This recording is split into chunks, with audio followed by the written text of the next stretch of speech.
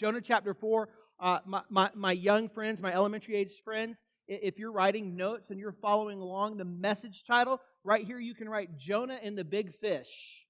And if you don't know how to do that, just have your parents help you, but that can just give it. And it's Jonah chapter 4 for our adult friends that are going to be following along. If you don't know where that is, it's right after Obadiah. If you don't know where that is, it's in the Old Testament after Psalms and Proverbs.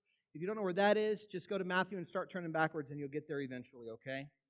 Awesome, super good, super excited to be here and sharing with you today. If I could sum up this entire series, if I could sum up the book of Jonah in just a few sentences, it would be this, that the book of Jonah is a story about God's love. But then I would put a comma and I would add a little bit onto that not only is it a story about God's love, but it's a story about God's love for outsiders. Anybody in here an outsider? That's me, man. Growing up, I was a weird kid. I shared with you last week, for my senior year in high school, I wore shorts and cowboy boots to school the entire year. That was that kid growing up. I grew up in a wealthy town where the average median income was about $850,000, and my family lived on food stamps. So I was the kid that didn't go to the movies with all of my friends because we couldn't afford it. I was the kid growing up that helped pay the power bill for my family because my mom was going back to school after my parents got divorced and couldn't afford to pay the power bill. That was me growing up, so I was very much an outsider. So the story of Jonah and the big fish and the city that God sends him to, Nineveh, the Ninevites really resonate with me because I was an outsider. Have you guys ever experienced a moment where you want something, maybe not God's wrath, but one of my favorite things here, let me go this route. One of my favorite things to do on a Friday evening or afternoon in the fall is go watch football games, high school football games. Anybody here football fan? Anybody here Cowboy fan? Yeah, that's what I'm talking about. Front row, love it. Come on, let's go. All right, I'll let that one slide. One of my favorite things to do is to go watch coaches on the sideline at high school football games. And one of my, and I'm not saying this because he's here, but it really is one of my favorite coaches to watch is Coach Kaiser, Rob. He's a defensive coordinator at Middleton High School. Has been here. He's an icon of Middleton, right? A great guy. If you haven't chance to get to know him, you need to get to know Rob and his wife Shelly are incredible people. But Rob on the sideline on a Friday night is a perfect example of what we're talking about today. When we want something to happen to somebody else, but we don't want it to happen to our people, right? And that's what Jonah struggled with. The Ninevites were outsiders. See, he wanted God's wrath on the Ninevites, but he didn't want God's wrath on himself. He wanted to experience love and mercy from God, but he didn't want the Ninevites to experience that. That's why he ran from the message God sent him to. So to bring this full circle to our analogy of Friday night football, right? Every time the other team holds, come on, are you kidding me? Coach Kaiser, he's like yelling like at the refs, like, you got to throw that flag, you got to throw that flag. But if it's a Middleton player that gets penalized, what's everybody's reaction? Are you kidding me? Come on, ref, you've got to be kidding me. And we laugh, and it's a little bit silly, but it's true, right? Extend that to your favorite. There's another favorite thing is to watch somebody that's really passionate about a sports team. Watch them on TV. Lester shared at the men's breakfast yesterday, and he confessed to all of the men at the men's breakfast that he really wasn't into sports. And we all threw him out of the Grace House and went on and did our own thing. Just kidding. But he was like, in ask him, he kind of talked about it. He's like, I really don't know anything about sports. He goes, when I watch football with my friends, he goes, I don't even know how has the ball. There's just like 20 grown, sweaty men running around this little ball, following each other. And he's like, I have no idea what's going on. They're going this way and this way. And he goes, but I know when something happens that the people are watching don't like because they start to yell at the TV.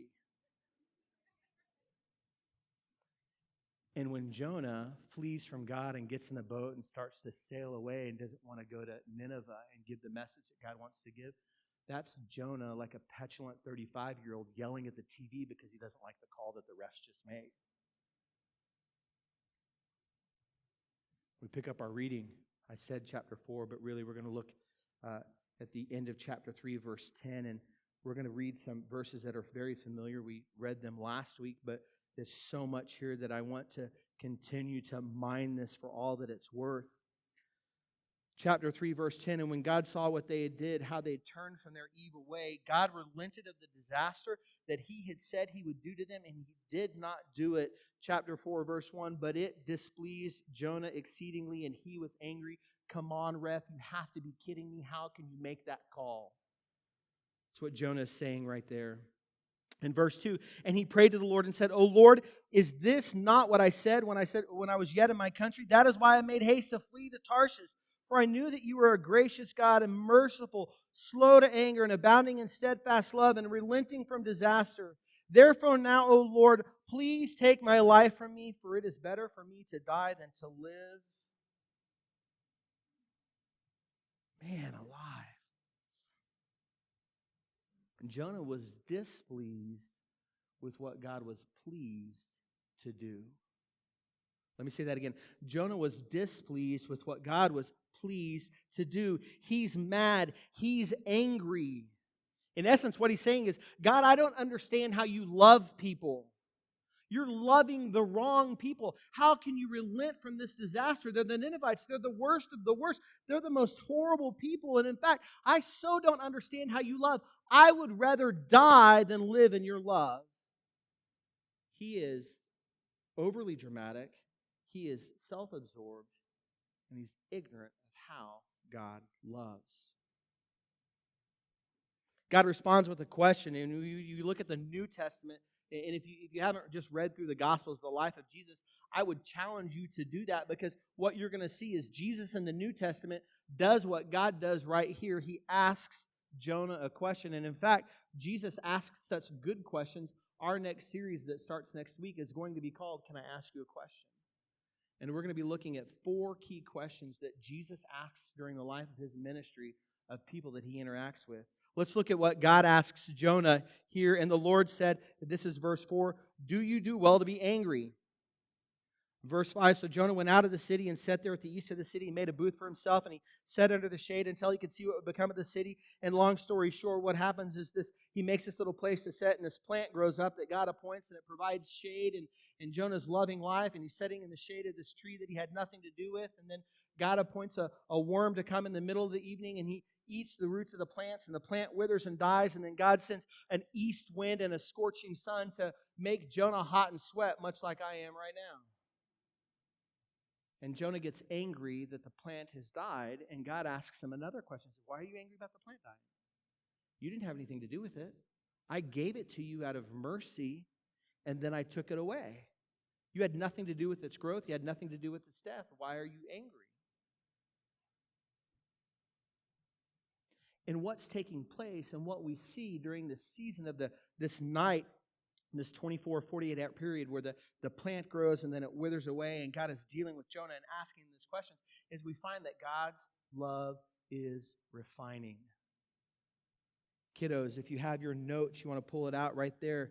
There's a big box that says important points in today's message. Your parents can show you where that's at. You can look over here on the screen, and it says God's love is refining. You can write that down. And as you're writing that and your parents are helping you, we're going to talk a little bit about what refining is, that process, what it means, how it works. See, Jonah believed in love in general, but he had a flawed understanding of God's love and how it works. He only wanted the pretty part of God's love, but he didn't want the difficult, hard part of God's love. And listen to me, church, if you don't hear anything else that I say, listen to this. God's love is full and encompassing. There are many parts to God's love, and often we talk about His mercy and His grace, and we should, because it's wonderful and it's beautiful. But there are other things and aspects of God's love that we have to understand if we're going to live a full Christian life and we're going to become more like Him. And part of that is the refining nature of His love. There's a story told about a group of women, a group of ladies who met together every week for a Bible study, and they got to the book of Malachi in the Old Testament. And I'm just going to read this story to you because I don't want to mess it up. They came upon the third verse of the third chapter that says this: He will set as a refiner and a purifier of silver. He will purify the Levites and refine them like gold and silver. Curious about what this verse was saying about the character of God, one of the women volunteered to find out more about the process of refining silver before their next meeting. Later in the week, this same woman arranged with a local silversmith to go and watch him at work. So she said, I want to know more about what God's character is. The Bible said Malachi says he's going to set as a refiner of silver. She wanted to follow this process. She didn't explain her reason for her interest. She just merely said that she was interested in the process. And so she's sitting there watching the silversmith work at a particular piece. Don't worry about the camera, guys. I'll be right back, I promise.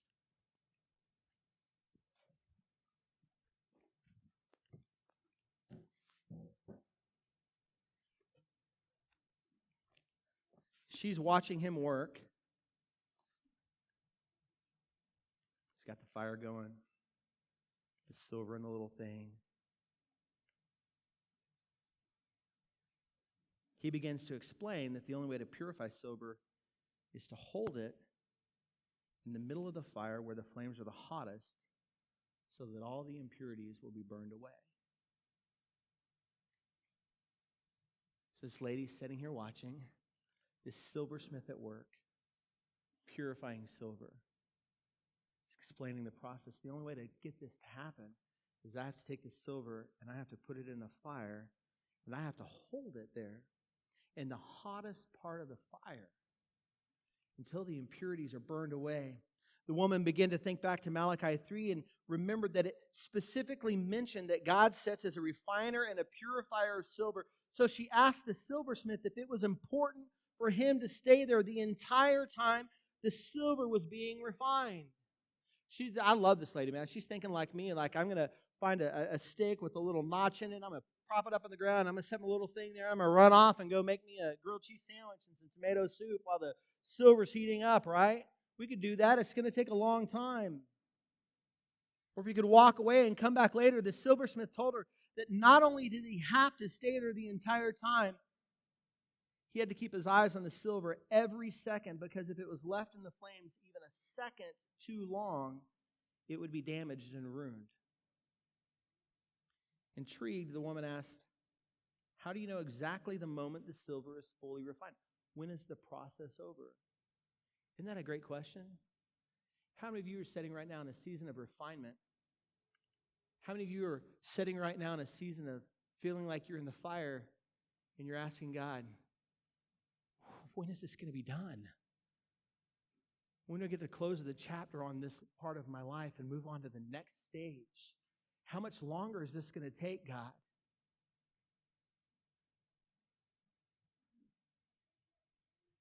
The silversmith smiled knowingly and said, that's easy. It's simple. When I can see my reflection in the silver in the fire, I know that it is fully refined.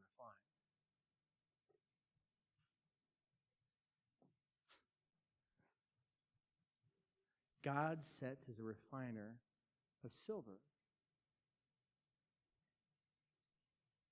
So maybe the question, if you find yourself in a season of refinement, a purifying fire, maybe the question isn't, how long am I going to be in this place, God? Maybe the question should be, God, what are you trying to teach me in this season?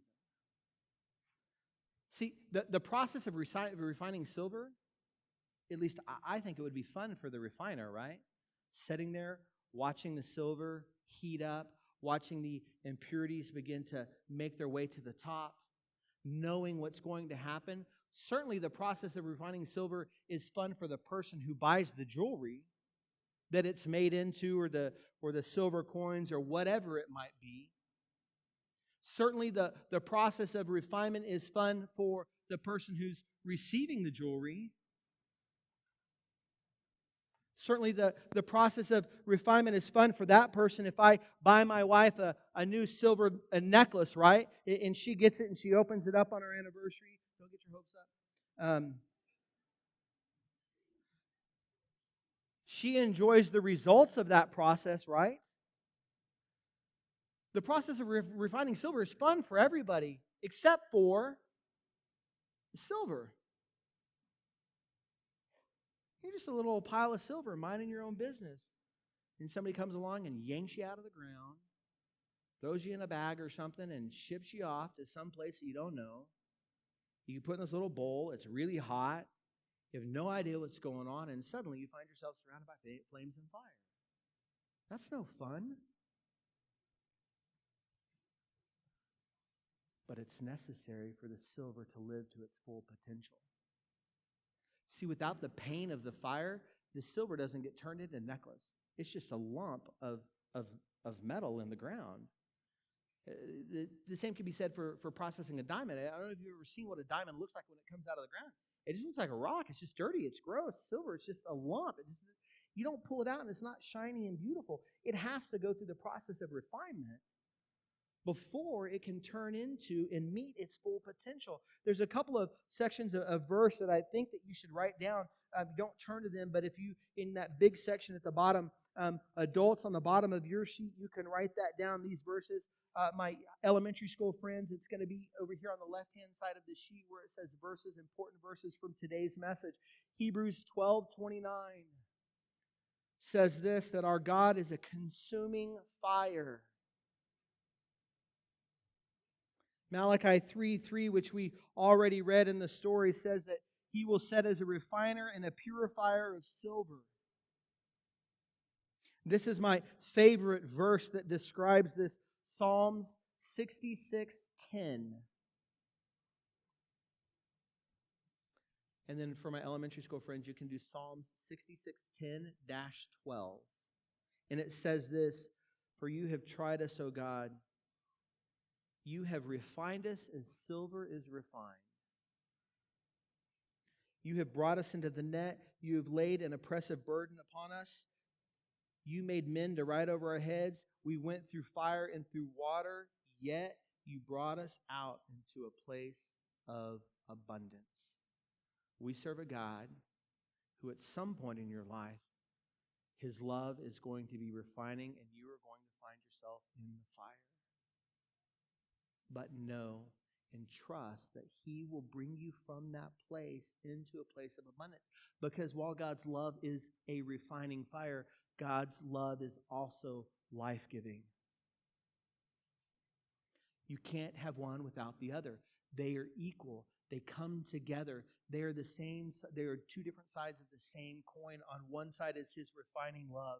It's the fire that He will put you through. But on the other side is the fact that His love is refining.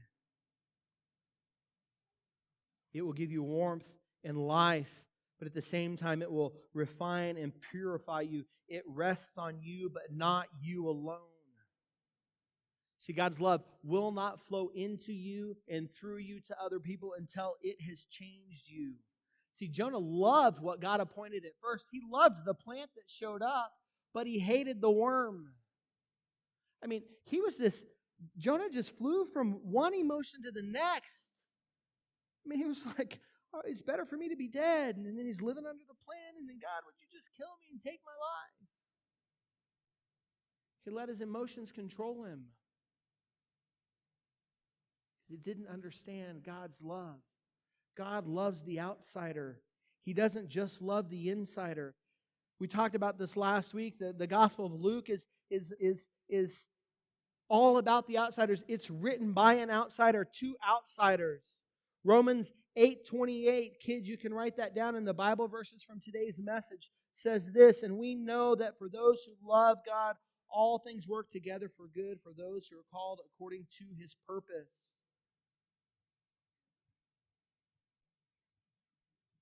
For those of you sitting in the room today, for those of you that are watching online later this week, if you love God, you can know that all things work together for your good and for His glory. You can know that intellectually, right? Because I just said that to you and we read it from God's Word. But let's be honest. Can we just be honest? Just a moment of sincere honesty from a pastor to his congregation. Sometimes it's really hard to believe that right here, isn't it? I know intellectually that the things that I go through, they're for my good. They're for His glory. Like, I know that intellectually. I'm like, God, I understand that what you're doing, but man, I don't like it. Why are you doing this? How much longer is this going to last? Listen, we talked a couple of weeks ago about taking that one step of faith and that one step of faith and that one step of faith. Listen to me, church. God's love is life-giving. We know that here. No matter what's happening in your life, no matter what's going on, no matter what circumstances you're facing, no matter what impending, looming disaster might be happening, no matter what you might expect to happen that hasn't happened yet, and you're just waiting with breath held, like, God, when is this going to happen? When is this good thing going to happen? Or you're impending disaster, whatever it is, listen, in your head, you know that God's love is life-giving. Just keep believing that your heart will catch up. That's part of faith. Knowing it in your head and applying it to your life in spite of what your heart and your feelings are telling you. Because listen, your heart and your emotions will lie to you. Actively, they lie to you. Don't believe your heart and your emotions. They are a terrible steering wheel for your life. I've said it before and I'll continue to say it. If you live your life based on your emotions, you'd be like Jonah. You're going to be super high one minute and the next minute you're going to be like, God, I want to die. Legitimately, just think about that for just a second. Jonah went into a city that took him 3 days to share God's message. He finished sharing the message. Like 120,000 people repent. And what's Jonah's response? Kill me now, God, because I knew you were going to do this. Dude, are you kidding me? Could you imagine if we held church and 120,000 people showed up? Marianne be pulling her hair out. Like, I need more volunteers. Kelsey back in Grace Kids would be like, what are we going to do? I'd be like, we need to get a better preacher in here. Like, this is not me.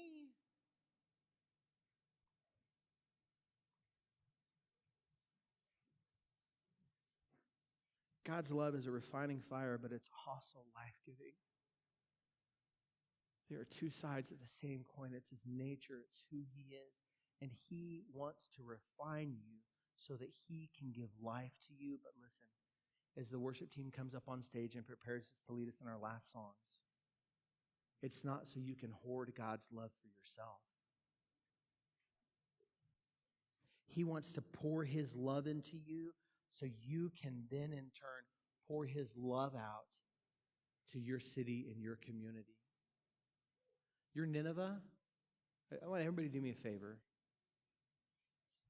You piece of paper, adults, kids alike, I want you to write your address on your piece of paper. Write it right now. You need to take notes. Even if you didn't take notes, if you're like, whatever, I would write it down.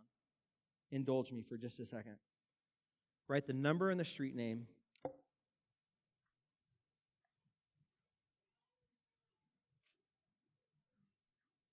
And I want you to circle your street name. Now listen, if you live like on your own street, like you have your own personal sign, then you're just going to have to figure out how the analogy works for you. I'll use Marianne just a second. I'll continue the example with Marianne. Her street is Cemetery, right? Cemetery. They live off Cemetery. They have a really big, long street. Some of you that live in a neighborhood, you have a smaller street. Your street is your Nineveh. God has a message for you to give to your street. Now, listen, you'll be like, I'm not Jonah. I don't go preach and all that. Listen, you don't have to do that. We're going to help you pray the prayer. We're going to give you the prayer to pray for this week. We're going to give you the words of a song right now. It's an old song that I grew up singing called Refiner's Fire. Heather's going to lead us in this song. You're going to stand and listen. The words aren't going to be on the screen, and that's okay. But you'll know it as soon as you hear it. But I want you to begin to sing this song and pray this song. And if you don't know it, write it down and go home and listen to it and say, God, help me show that you are a God whose love is life-giving to my street this week. Would you stand and join us as we sing?